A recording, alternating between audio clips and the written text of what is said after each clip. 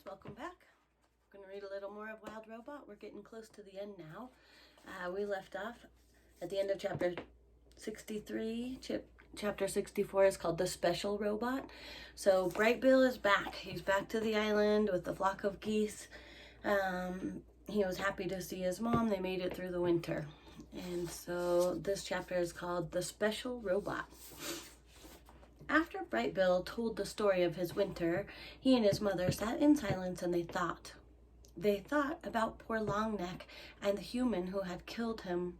They thought about farms and cities and factories. They thought about Roz and where she truly belonged. And then after a while, Roz told Bright Bill her own winter story.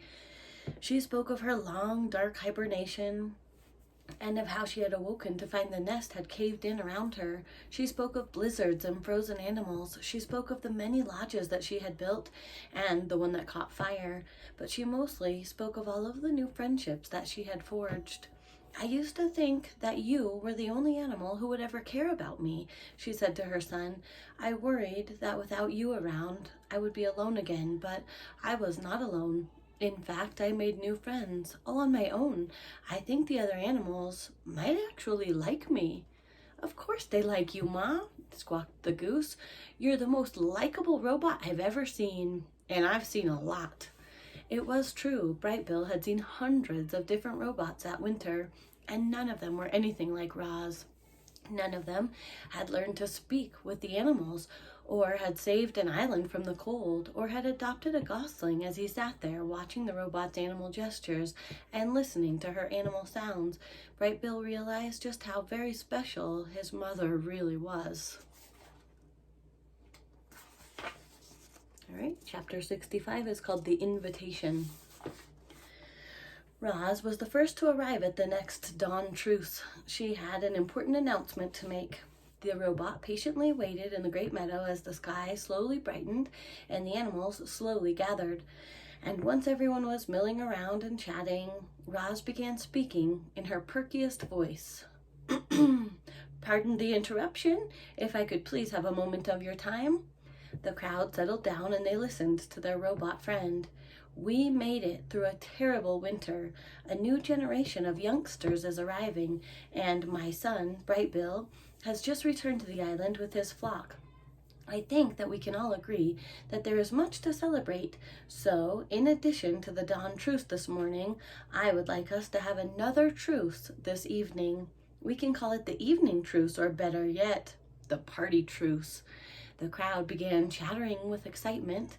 I have planned a celebration, Roz continued, and you are all invited. I will take care of everything. Just please meet me back here at dusk. Oh, and I have a little surprise. Actually, it is not little. It is quite large. The point is, I have planned a celebration, and I hope to see you all there. Sounds great, Roz, but I'm afraid that there is one problem with your plan. Mr. Beaver blinked his beady eyes. The moon won't be out this evening, so it'll be too dark for some of us to see. You are half correct, said Roz. Tonight will be moonless, but it will not be dark, I promise. Now, if you will excuse me, I must prepare for our party. I will see everyone back here at dusk. Goodbye. So, 66, the celebration. Dawn turned to day, and day turned to dusk, and just as Roz had asked, the animals were gathering again in the great meadow. Word had spread across the island that the robot was throwing a party, and everyone wanted to see what all of the fuss was about. The fuss seemed to be about a giant stack of wood. Roz had spent a day collecting logs and branches and stacking them in a perfect, massive tower. The animals crowded around it, trying to imagine its purpose, and then they saw a golden light flickering in the distance. Roz emerged from the dark forest, and in her hand was a flaming stick, which she held up like a torch. She was camouflaged in thick mud and clusters of wildflowers, but her camouflage wasn't for hiding. It was her party dress. The animals all watched as the robot glided across the meadow, surrounded by a warm glow. Thank you all for being here, she said as she joined the crowd. 1 year ago, I awoke on the shore of this island. I was just a machine. I functioned, but you, my friends and my family, you have taught me how to live. And so I thank you. No, thank you, Roz, shouted a voice. You have also taught me to be wild, said the robot. So let all of us celebrate life and wildness together. At those words, Roz heaved her torch high up into the air. It soared up, up, up, and it landed on the very top of the wooden tower. A ball of fire burst towards the night sky, and suddenly the meadow was bathed in firelight. Hundreds of shining eyes watched as bright flames crept down the sides of the tower, and embers floated away on the breeze. The animals stepped towards the bonfire, eager to feel its warmth, and then they stepped back, afraid of feeling too much, and soon everyone was moving. The deer started leaping, the foxes started trotting, the snakes slithered, and the insects buzzed, and the fish jumped up from the river. Bright Bill led all of the birds into the air, where they wheeled around the bonfire. Like a tornado of feathers, Roz sprang into a wild dance, her shaggy dress shaking and swooshing with each movement. It was a wild party, and it took our robot to make it happen. And there is a picture here. Roz and the animals partied all night long.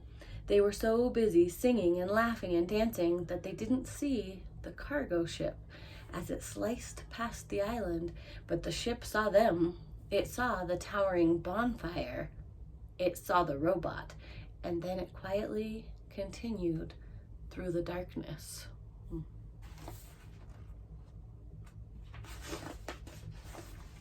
right, this chapter is called The Sunrise. By dawn, the bonfire had dwindled into a smoldering hill of ash. Everyone else had gone home, and only Roz and Bright Bill remained in the meadow.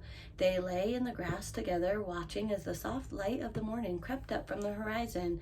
And then Roz said, "Let us go for a walk." The robot and the goose hiked, and they flew up to their favorite spot on the grassy ridge. But then they kept on going. They followed the ridge to the mountain, and they climbed all the way up to the craggy peak, just in time to see the sunrise. "I climbed up here once before," said Roz as the sun's first rays warmed her body. "I sat on this very rock. I looked out at the island and I thought I would always be alone. But I was wrong." "Are you happy, Ma?" The robot thought for a moment. "I am. I am happy too," said Bright Bill, and he closed his eyes and he felt the wind and the sun, and then there was a slight chill in the air that made him feel alive. Everything seemed just right. And then he heard a distant buzzing sound. The goose squinted to the south and saw a familiar shape in the sky. He turned to his mother and he said, "Ma, there's an airship flying this way." The Ricos. The airship approached from the south like some giant migratory bird. The ship was a sleek white triangle with a single dark window facing forward. 3 identical robots stared out from the window. The robots resembled Roz, but they were bigger and bulkier and shinier. The word Rico was lightly etched into each of their torsos, followed by their individual unit number. They were Rico 1, Rico 2, and Rico 3. The Ricos flew in a low circle around the island. They saw a smoking hill of ash. They saw mysterious wooden domes. They saw 4 dead robots scattered across the shore. The airship hovered above the robot gravesite for just a moment, and then it floated up and over the island, and it lowered itself onto a small meadow at the foot of the mountain. The engines blasted air towards the ground, bending trees and tearing grass. And then the landing gear sank into the soil, the engines powered down, and all was quiet. A door hummed open, and out stepped the Ricos. They took several long strides into the meadow, and then they stopped. A shadowy figure was lurking at the forest edge. The Ricos turned and faced it. They stood flush together like a sparkling wall, and then the shadowy figure began to move. Out of the trees walked some sort of a 2-legged creature. It was dusty and dirty. Butterflies flitted around the flowers that sprouted out from its body, and one of its feet was made of wood. And then the creature spoke. "Hello, my name is Roz."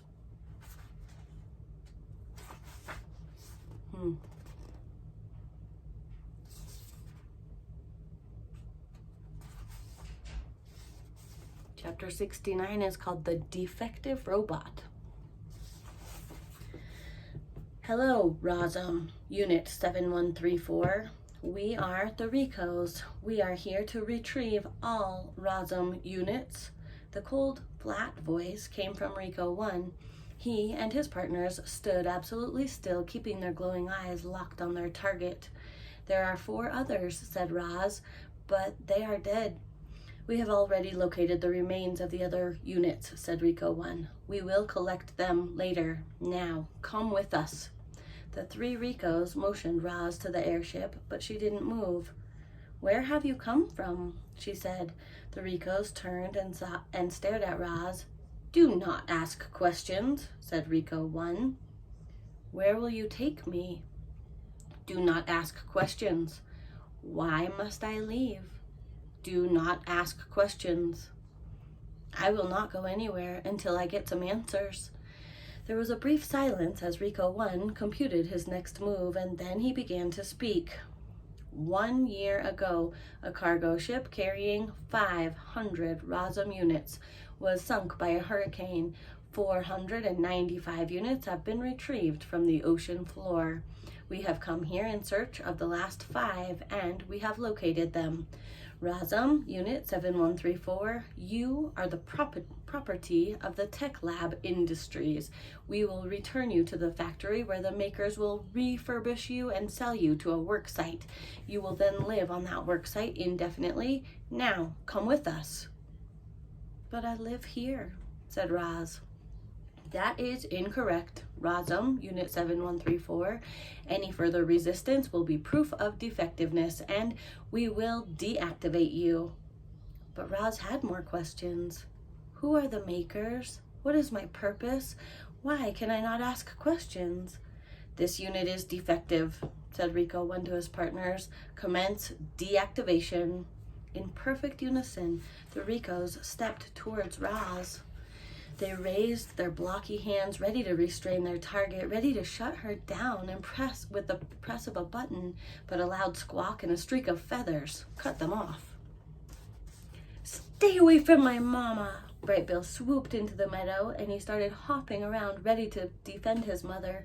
The Ricos stopped, and they looked down at the goose. Of course, they didn't understand his words. They only heard meaningless squawks, and then they heard their target squawking back to him. "Bright Bill, get out of here," said Roz in the language of the animals. "These robots are dangerous." "But what do they want?" "They want to take me away." The Ricos stared at their target, trying to understand why she was exchanging noises with a goose. And then the new noises began rising up. Rustlings and shrieks echoed from the forest. Animals were gathering. Their wild voices called out to one another. "Roz needs our help. These robots want to take her away. We have to do something." The uproar in the forest grew louder and louder, and the Ricos peered past Roz towards the mysterious noises, but they saw only foliage. Suddenly, the shadows swept across the meadow, and Bright Bill's flock dove onto the Ricos. The geese furiously flapped and pecked, and they wrapped their wings around the robot faces, clinging to the Ricos like feathery masks, distracting them, blinding them. Bright Bill turned to his mother. "Run!" This one is called The Hunt Begins.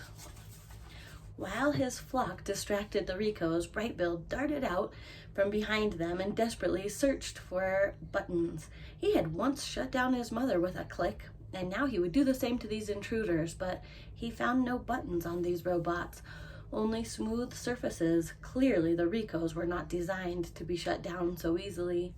Giant hands swung through the air, and the geese were swatted away. Loudwing was plucked by her foot and flung to the ground. She crawled into the weeds as the others scrambled back up and over the trees. A quick scan by the robots revealed that Roz was gone. The three Ricos turned and they marched back to the airship. The door hummed open and the robots disappeared inside. And when they stepped back into the meadow, each was holding a silver rifle in his hands. The hunt for Roz was on. Without speaking, the Ricos marched away from one another, fanning out in their standard search pattern. Rico 1 marched straight towards the southern tip of the island. Rico 2 marched straight up the mountainside, and Rico 3 marched straight into the forest. We'll read one more chapter today. Chapter 71 is called The Forest Assault. Rico 3 marched through the forest with steady stomping strides. His blocky head swiveled from side to side, scanning for any sign of Roz. But he was distracted. You see, everywhere the Rico went, he was met by shrieking animals. He didn't know it, but he was in the midst of a coordinated assault. Swooper hooted orders from above. Hawks and sparrows and owls dive in front of his eyes. Fink barked orders from below. Hares and weasels and foxes dashed between his legs. The forest was seething with an army of wild animals, distracting the robot, luring the terrible thing deeper and deeper into their trap. Chit-Chat leaped out from the branches and he clawed at the robot's eyes, yelling, "Anyone who shows up on our island and tries to take my friend's mother away has a big problem with me. Or a big problem, which is me." And then she leaped back into the branches, and the robot pointed his rifle at the squirrel, and he pulled the trigger. A blazing beam of light shot through the forest and sent tree limbs crashing to the ground. It grazed poor Chit-Chat, singeing the end of her tail, but she ignored the pain and then scurried up to the safety of the canopy. With each stride, the ground grew a little bit softer, and the robot sank a little bit deeper until he was up to his waist in thick, heavy muck. His churning legs slowed to a stop, and he just stood there, computing whether to move forward or backward. Rico 3 was now an easy target. "Begin the bombardment," ordered Swooper. The sky darkened as a swarm of birds descended from the treetops, and they swooped past the robot, and they splattered his face with their droppings. Bird after bird swooped and splattered, and Rico's eyes were instantly caked in filth. "Don't let up," screeched the owl. "Give it everything you've got." There seemed to be an endless stream of birds with an endless amount of droppings. Rico 3 let go of his weapon, and he wiped his filthy face with both of his hands. That was the moment that the fuzzy bandits had been waiting for. They dashed out from the weeds, and they snatched the rifle with their nimble hands, and they dragged it away from him. Tawny and Crown Point looked on from the underbrush.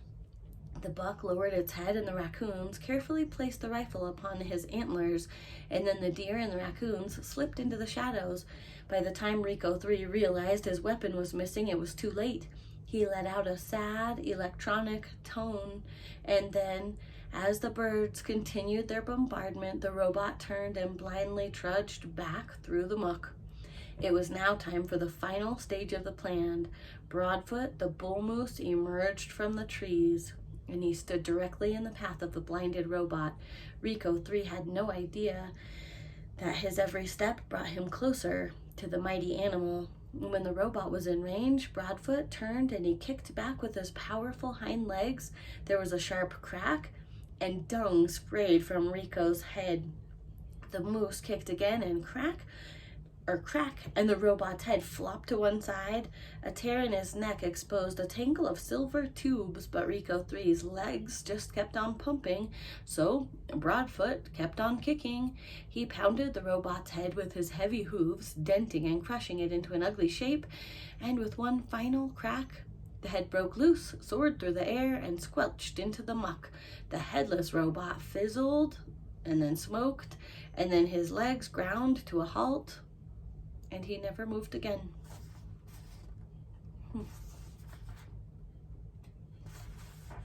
All right, we'll pick up here tomorrow. It's pretty intense. Chapter 72 is called The Mountain Rumble.